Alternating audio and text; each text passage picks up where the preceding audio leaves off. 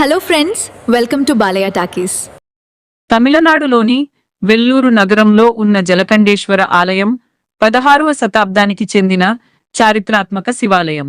విజయనగర సామ్రాజ్య కాలంలో 1566కి ముందు చిన్న బొమ్మి నాయకం చేత ఈ ఆలయం నిర్మించబడింది. ఈ ఆలయం యొక్క అద్భుతమైన శిల్పకళ, చరిత్ర మరియు విశేషాలు ఇక్కడ ఉన్నాయి.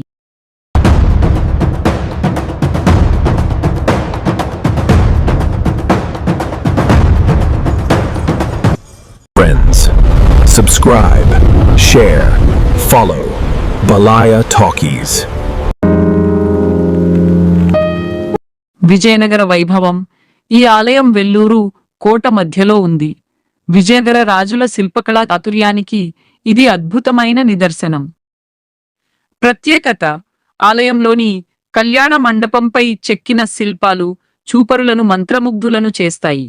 ఏకశిలతో తయారు చేసిన స్తంభాలు, నాట్య భంగిమలు మరియు అద్భుతమైన డిజైన్లు విజయనగర సామ్రాజ్యం నాటి కళా నైపుణ్యాన్ని ప్రతిబింబిస్తాయి. ఆలయ ప్రాముఖ్యత: ఇక్కడి దేవుడిని జలకంఠేశ్వరుడు అని పిలుస్తారు. ఈ ఆలయంలో పూజలు, హిందూ ఆచారాలు చాలా వైభవంగా జరుగుతాయి. జలకంఠేశ్వర ఆలయం ఇది వెల్లూరు కోటలో ఉన్న అతి పురాతనమైన అందమైన దేవాలయం. అంతకన్నా ముఖ్యంగా చెప్పుకోదగ్గది ఈ ఆలయ ఆవరణలో ఉన్న కళ్యాణ మండపం. చూపరులను మంత్రముగ్ధులను చేయగల విన్యాసము విజయనగర శిల్పకళలో ఉంది. దక్షిణ భారతదేశంలో విజయనగర శిల్పకళ లేని ఆలయం లేదు. ఫలానా గుడిని ఎవరు కట్టించారనగానే వెంటనే వచ్చే సమాధానం శ్రీకృష్ణదేవరాయలు అని. వారు కట్టిన ఆలయాలు అంత విస్తృతంగా ఉన్నాయి. వాటిలోని శిల్పకళ కూడా అంత విశిష్టంగా ఉంటుంది. ఆ ఆలయాలలోని కళ్యాణ మంటపాలలోని శిల్పకళ మరీ అద్భుతంగా ఉంటుంది. అలాంటి కళ్యాణ మండపాలలో ముఖ్యంగా ప్రత్యేకంగా కొన్నింటిని చెప్పుకోవాలి. అవి: హంపీలోని విఠలాలయంలో కళ్యాణ మండపం, మధురైలోని 1000 స్తంభాల మండపం, తిరునల్వేల్లోని మండపం, కోయంబత్తూరు దగ్గర ఉన్న పేరూరు మండపం, రాయవెల్లూరులోని జలకంఠేశ్వరాలయంలోని కళ్యాణ మండపం.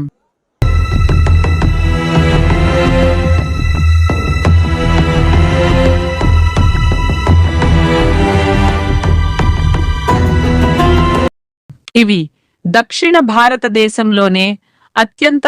వీటిలో జలకంఠేశ్వరాలయంలోని కళ్యాణ మండపం చిన్నదైన శిల్పకళా కౌశలం రీత్యా చాలా అద్భుతమైనది.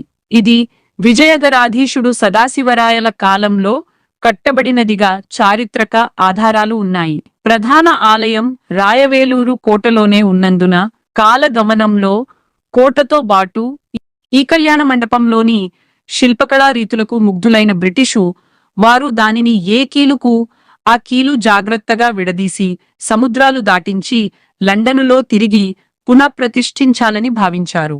దానికి తగిన ఏర్పాట్లన్నీ చేసుకున్నారు. దీని కొరకు లండను నుండి ఒక స్టీమర్ కూడా బయలుదేరింది. కాని వారి దురదృష్టమో భారతీయుల అదృష్టమో గాని ఆ స్టీమరు మార్గ మధ్యలో మునిగిపోయింది. ఆ సందర్భంలోనే జరిగిన అనేక రాజకీయ కారణాల వల్ల కళ్యాణ మండపాన్ని తరలించే కార్యక్రమం మూలన పడింది. ఆ విధంగా ఆ శిల్పకళా కౌశలాన్ని మనమినాడు చూడగలుగుతున్నాము. ఈ కళ్యాణ మండపం ఆలయ ప్రధాన గోపురానికి ప్రక్కనే ఒక మూలన ఉంది. ఇది 3 భాగాలుగా ఉంది. ఇందులో అన్నీ కలిపి 46 శిల్పకళ శోభితమైన స్తంభాలు ఉన్నాయి. ముందు భాగంలో చుట్టూ ప్రహరీ గోడ లేదు. ఇందులోనే మధ్యన పైకప్పుకు ఉన్న శిల్పకళను బొమ్మలో చూడవచ్చును. రెండో భాగం మొదటి దానికన్నా 3 అడుగుల ఎత్తున ఉంది. ఏ కారణం చేతనో దీనిలోనికి వెళ్లడానికి మెట్లు నిర్మించలేదు. దీని తర్వాత నున్న 3వ భాగం ఇంకొంచెం ఎత్తుగా ఉంది. ఈ 2 భాగాలకు మాత్రం చుట్టూ గోడ ఉంది.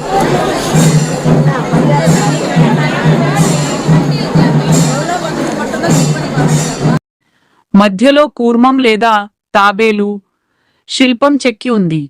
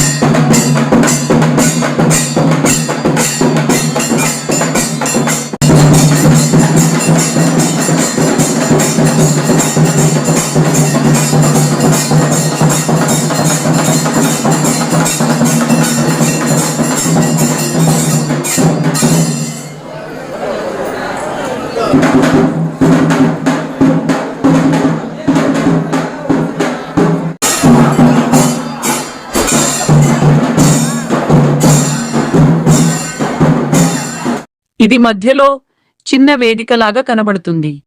స్తంభాలపై అష్టదిక్పాలకుల చిత్రాలు, వినాయకుడు, విష్ణు, బ్రహ్మ, భూదేవి, శ్రీదేవి, సరస్వతి, పార్వతి మొదలగు దేవతామూర్తుల చిత్రాలు అత్యంత సుందరంగా చిత్రించి ఉన్నాయి.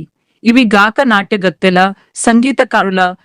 ప్రతి స్తంభం మీద శిల్పకళను వివరంగా గమనిస్తే అనేక పురాణ గాథలను స్ఫురింపజేస్తాయి.